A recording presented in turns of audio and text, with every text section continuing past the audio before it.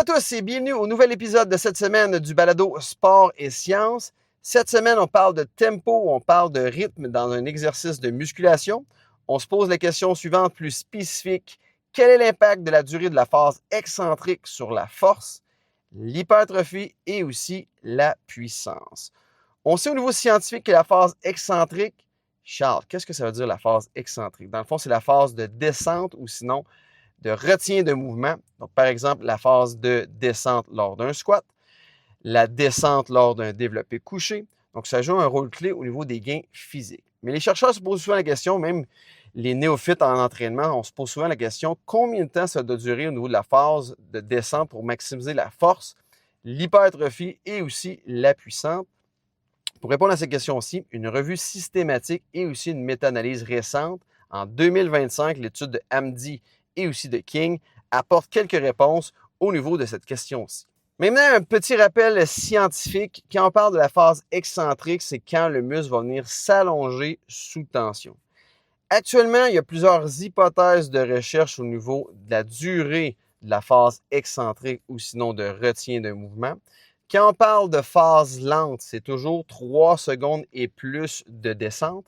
Quand on parle de phase rapide, c'est 2 secondes et moins au niveau de la phase excentrique. Donc, quand on parle de phase lente, au niveau des recherches, on a l'hypothèse qu'il y a plus de temps sous tension. Donc, ça va causer potentiellement plus d'hypertrophie, c'est-à-dire des gains musculaires et aussi des gains de force. Au niveau de la phase rapide, au niveau des recherches, on voit qu'il y a une meilleure utilisation de l'énergie élastique. Donc, ça veut dire des gains plus significatifs au niveau de la puissance et aussi une meilleure performance sur les sauts en hauteur.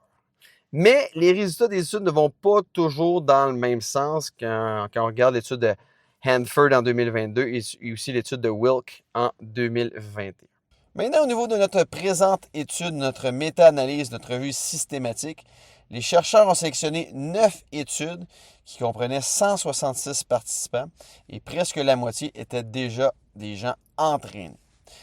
Lorsqu'on compare les phases excentriques, on dit une phase courte, c'est 2 secondes et moins. Lorsqu'on parle d'une phase longue excentrique, c'est 3 secondes et plus.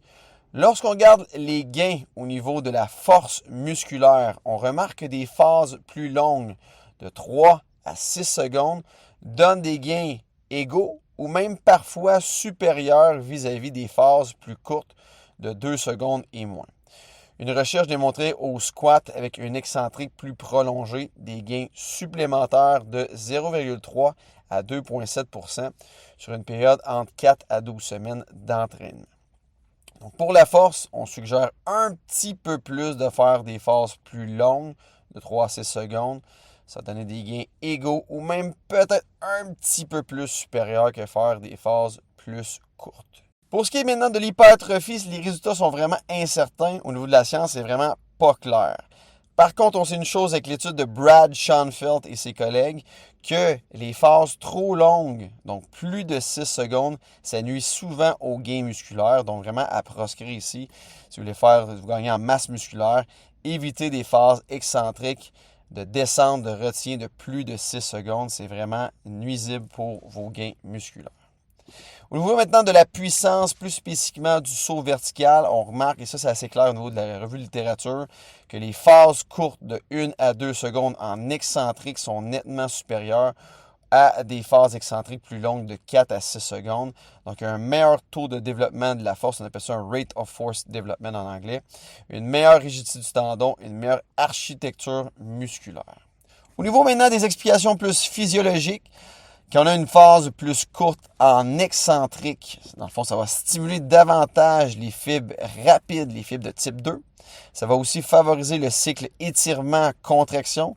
Et c'est des éléments clés pour avoir vraiment des performances très explosives. Lorsqu'on regarde son opposé, les phases plus longues excentriques, le mécanisme plus physiologique qui explique ça, ça va augmenter le temps sous tension.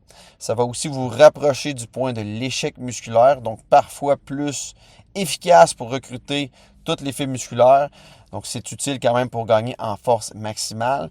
Mais lorsque c'est trop long, plus de 6 secondes en excentrique, la surcharge est vraiment inutile. On perd beaucoup en vitesse puis les gains sont vraiment moins réels. Maintenant, pour les applications pratiques, lorsqu'on parle pour tous les sports de puissance, les sports explosifs tels le basket, l'athlétisme, des sprints, des sauts, c'est important de viser des phases excentriques courtes, donc c'est-à-dire de 1 à 2 secondes en musculation. Si on veut gagner en force maximale, si vous êtes dynamophile, c'est bien d'alterner des phases courtes avec des phases un peu plus longues, par exemple, comme des phases excentriques de 3 à 4 secondes. Pour l'hypertrophie, c'est vraiment pas clair. Il faut surtout éviter les excentriques exagérés de plus de 6 secondes. En résumé, dans le fond, il faut adapter la durée de l'excentrique spécifiquement avec l'objectif plutôt que chercher une durée parfaite, on pourrait dire universelle. Pour conclure, l'excentrique, c'est vraiment une arme puissante qu'il faut bien utiliser en salle d'entraînement. En résumé, une phase excentrique courte, c'est très bon pour développer la puissance. Une phase moyenne excentrique, c'est quand même assez bon pour développer de la force. Et une phase, par contre, trop longue en descente excentrique, c'est souvent contre-productif. Sur ce, n'hésitez pas à visionner les 28 épisodes précédents du balado Sport et Sciences. Je vous souhaite une très belle semaine. Au revoir et à la prochaine.